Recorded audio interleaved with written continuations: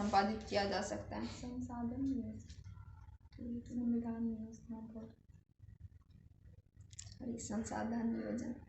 संसाधन नियोजन विभिन्न तरीकों से विभिन्न प्रक्रिया को अपनाकर किया जा सकता है, जैसे कि देश के विभिन्न प्रदेशों में संसाधनों की उपलब्धता की तालिका तैयार करना, और इसके अंतर्गत हम उनका सूचीबद्ध करते हैं, उनका मानचित्र बनाते हैं तथा वहाँ पे संसाधनों का गुणात्मक तथा मात्रात्मक आंकलन करते हैं।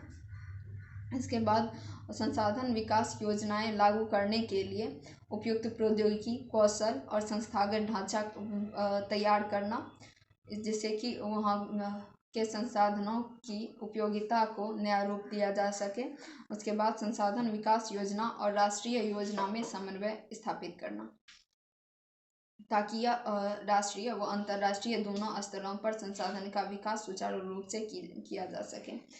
फिर संसाधन की जो उपलब्धता है वह विभिन्न प्रदेशों में विभिन्न रूपों में पाई जाती है। हालांकि जिस देश में भी संसाधन की उपलब्धता होती है वहाँ पे विदेशी आक्रमणों का भी खतरा बना रहता है, जैसा कि हमारे प्राचीन समय में देखा गया था। जिसकी वजह से औपनिवेशिक शासन प्रणाली का भी विकास हुआ था। विभिन्न देशों में संसाधनों के लोभ में अन्य देशों से लोग आते थे और उसे अपना उपनिवेश बनाकर वहाँ पे संसाधनों का भारी मात्रा में दोहन करते थे तथा शोषण करके उन्हें अपने देश लेकर चले जाते थे। ऐसा ही हमारे देश में हुआ था तथा हमारे देश ने भी इसका अनुभव किया था, जिसकी वजह से वर्तमान समय में प्रयास किया जा रहा है कि संसाधनों का समुचित रूप से उपयोग किया जाए तथा इसमें संस्थागत ढांचा, कौशल विकास इत्यादि पर ध्यान केंद्रित किया जाए। उसके बाद संसाधनों का संरक्षण। हमारे देश में संसाधनों के संरक्षण के लिए विभिन्न कदम उठाए गए हैं, परंतु इसके पश्चात भी संसाधनों का निरंतर दोहन होता जा रहा है, तथा इस पर प्राचीन समय से ही हमारे देश के वरिष्ठ नेताओं ने चिंता जताई है। जैसे कि गांधी जी ने कहा है कि हमारे पास हर व्यक्ति की आवश्यकताओं की पूर्ति के लिए संसाधन उपलब्ध है, परंतु अर्जित करने के लिए नहीं, लालच व संतुष्टि के लिए नहीं। हमारे पास पेट भरने के लिए तो बहुत कुछ है, परंतु पेटी भरने के लिए नहीं। इन्होंने संसाधन के दोहन के लिए लालची व स्वार्थी व्यक्तियों को जिम्मेदार बताया। उसके बाद इन्होंने अंतर्राष्ट्रीय स्तर पर भी इस संदर्भ में कई कदम उठाए गए हैं। अंतर्राष्ट्रीय स्तर पर इस संबंध में पर्यावरण संरक्षण के लिए पहली बार आवाज़ उठाई गई थी 1968 में क्लब ऑफ रोम के द्वारा।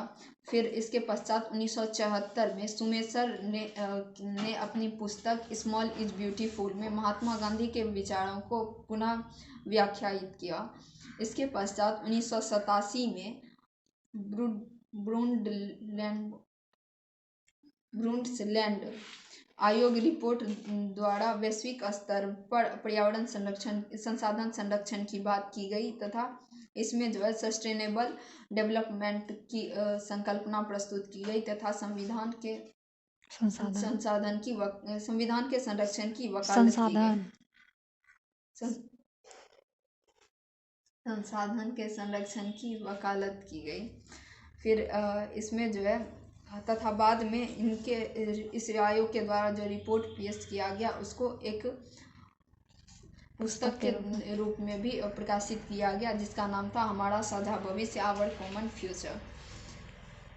फिर भू संसाधन। हालांकि हमारे विभिन्न संसाधनों में सबसे उपयोगी तथा महत्वपूर्ण संसाधन भूमि है, क्योंकि हमारी मूलभूत आवश्यकताओं की लगभग 95% जो आवश्यकता है वह भूमि के द्वारा ही संभव हो पाती है तथा इसके लिए हम भूमि पर ही निर्भर रहते हैं। हमारा भूमि पर विभिन्न प्रकार की भू आकृतियाँ पाई जाती हैं, अर्थात विभिन्न क्षेत्रों में विभिन्न प्रकार की आकृति पाई जाती है, जैसे कि कुछ स्थानों पर कहीं पर्वत, कहीं मैदान, पठार, नदीय क्षेत्र इत्यादि। हमारे देश में लगभग 43% भाग पर मैदान है और 30% भाग पर पर्वत है और 27% भाग पर पठार है। उसके बाद भूमि उपयोग हम विभिन्न रूपों में करते हैं, जैसे वन के भूमि उपयोग विभिन्न रूपों में उपलब्ध है, जैसे कि वन के रूप में बहुत सारा ऐसा क्षेत्र है जो कि वन से आच्छादित है। फिर कृषि के लिए प्रतिभूमि के रूप में, प्रतिभूमि के अतिरिक्त अन्य उपयोगी अयोग्य भूमि के रूप में, तथा शुद्ध बोया गया क्षेत्र के रूप में। वह भूमि जहाँ पे फसलें उगाई जाती हैं तथा कटाई की जाती हैं उसे शुद्ध बोया गया क्षेत्र कहते हैं। और जब एक वर्ष या एक वर्ष से अधिक के समय में उत्पादित फसलों को शुद्ध बोए गए क्षेत्र में जोड़ दिया जाता है तो हमें सकल कृषि क्षेत्र प्राप्त हो जाता है। उसके बाद भारत में भू उपयोग का प्रारूप।